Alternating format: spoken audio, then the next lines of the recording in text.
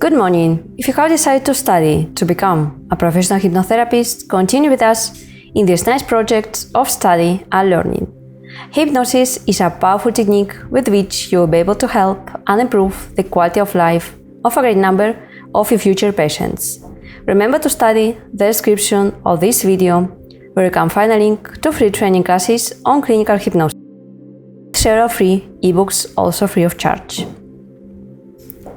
The nutritional value of food.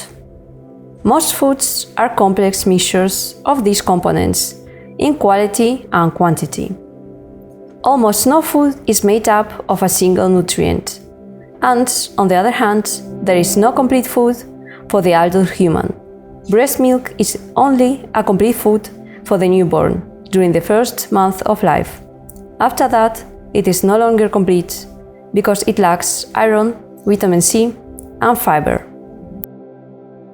All the nutrients are widely and heterogeneously distributed in foods and can be obtained from multiple combinations of these nutrients. It is said that there is only one way to nourish oneself, but multiple and even infinite ways to combine foods or to feed oneself.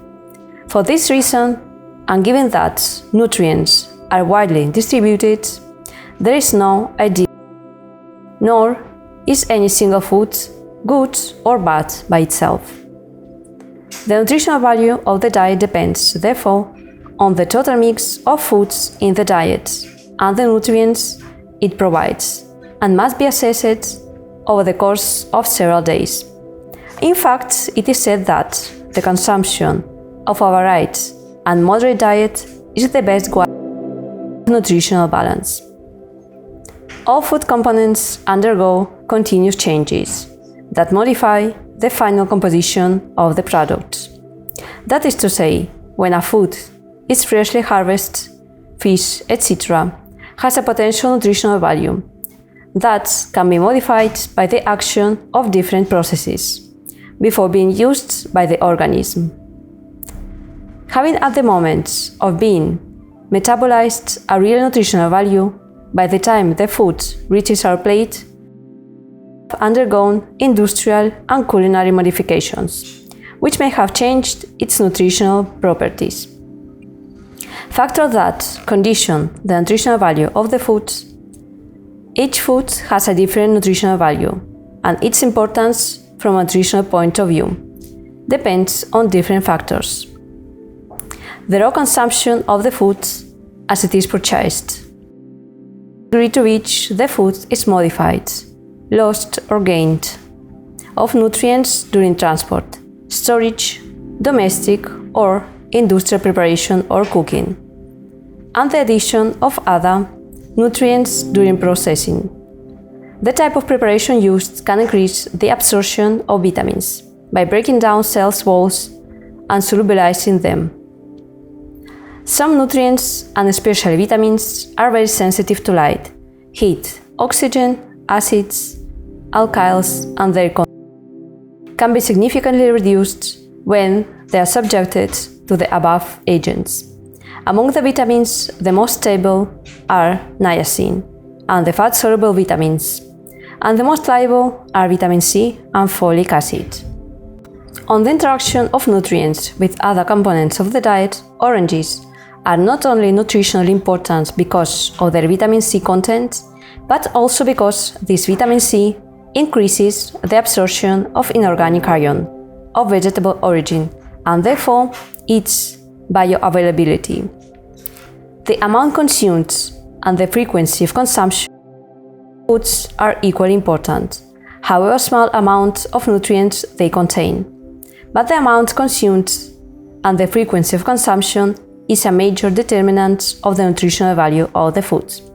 For example, potatoes are not a good source of vitamin C because of its low content, 80 mg per 100 g of food, compared to oranges, 60 mg contain 100 grams, or peppers, 150 mg per and in addition, because it is consumed cooked and during this process an important part of the vitamin is lost, up to 50%.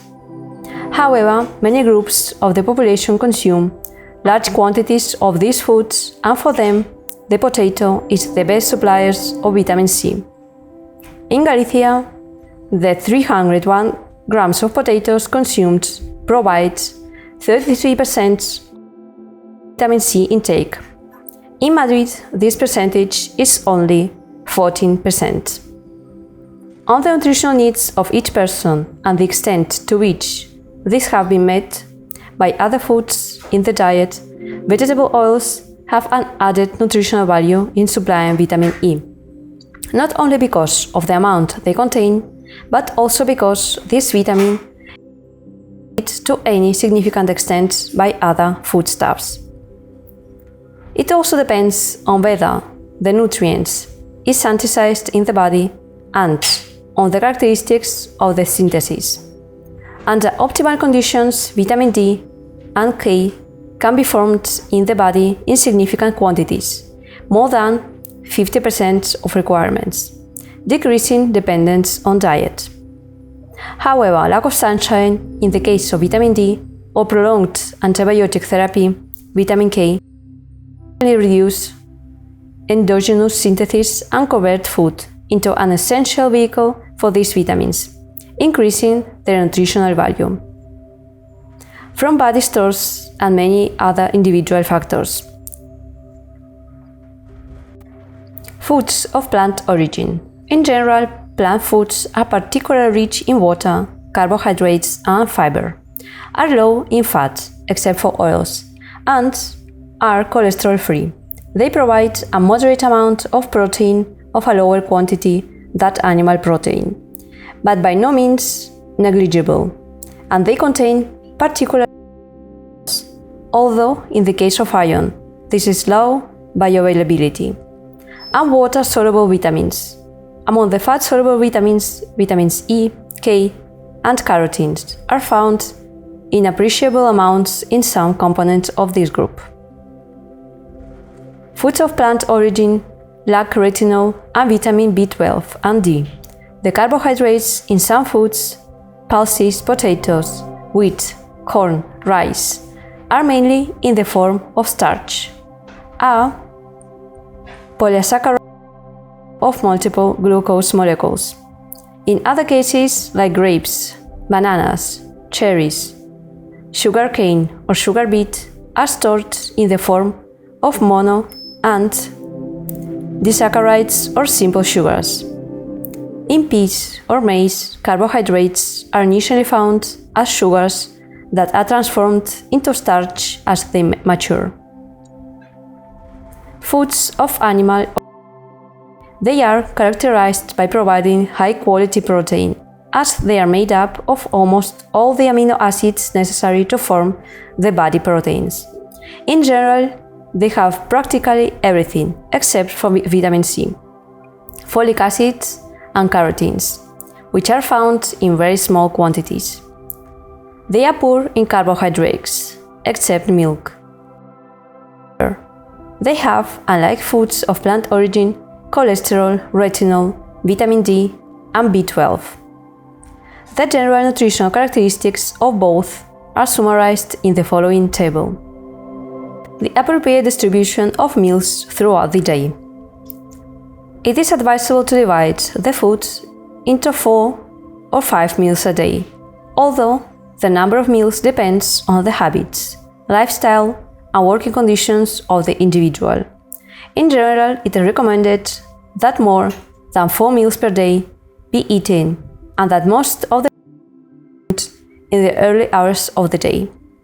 That is to say, it is recommended to have a good breakfast and lunch, and to lighten the dinners. Adapting the diet throughout life.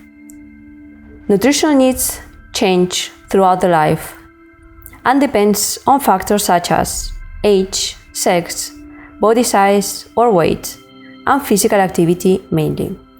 During the early years, proper nutrition is of great importance, as any malnutrition by excess or deficiency can have short-term repercussions. Milk, mother's milk, or formula is sufficient to cover the infant's requirements during the first month of life, characterized by rapid growth. Until adolescence, no differences between boys and girls. Energy needs approximately 80 kilocalories per kilogram body weight per day. Increase progressively. The main difference are a consequence of the rate of each child and of the different physical activity they develop. They also need a good supply of protein, vitamin A and D, calcium and iron. The latter especially when menstruation starts in girls. If dietary iron intake is not sufficient to make up for menstrual losses, iron deficiency anemia can occur. The most common nutritional deficiencies in women of childbearing age. The nutritional requirements of healthy adults are virtually unchanged between the ages of 19 and 50 years, except during pregnancy, for some nutrients to cope with the developing fetus, and during lactation, for milk production. After the age of 50 to 60 years, energy needs gradually decrease, especially if physical activity is, but other nutrients requirements remain unchanged. The peculiar physiological and social characteristics of older persons make them, along with children, a particularly vulnerable group to develop nutritional deficiencies. Children. Children are one of the classic vulnerable groups in the field of nutrition, in which the establishment of nutritional habits are the best guarantee for the prevention of many of the most prevalent chronic diseases in developed societies. In recent years, changes in the nutritional habits of the younger population have been observed, especially related to an overconsumption of energy, fat, etc., that together with the sedentary lifestyle characteristic of urbanized societies can lead to significant problems of overweight and obesity, and in blood lipids, risk factors for many of the chronic diseases, most prevalent in developed societies. These situations can degenerate into other, more complex problems in the adult, obesities that last a lifetime and are difficult to correct, and which can also increase the risk of developing certain eating disorders, such as anorexia nervosa or bulimia, which are prevalent. All of the above emphasize that it is priority for children to establish and maintain traditional eating habits within the framework of the Mediterranean diet, in order to avoid the problems mentioned above. Energy needs increase to cope with this stage of rapid growth. To get this energy, they need to consume high-calorie foods, included in small and frequent meals, taking into account the of their stomachs.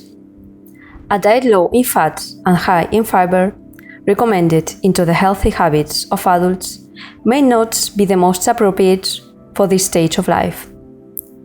Despite this increased energy needs, from 5 to 15% of children are overweight and obese. It is important to increase physical activity, avoid spending too many hours in front of the television, which also leads to the consumption of certain foods rich in fats and calories. It is necessary to take special care with protein intake, calcium, iron, and vitamins A and D. If you're interested to continue learning about clinical hypnosis, watch our next video, The Balanced Diet, Wise or Healthy, 7th part. Remember to study the description of this video, where you can find a link to free training classes about clinical hypnosis, with several ebooks also free of charge. If you have questions in this area about this topic and many others we'll talk about in the channel and in the videos that we'll publish. So, if you're interested, don't miss our next videos. Thank you very much.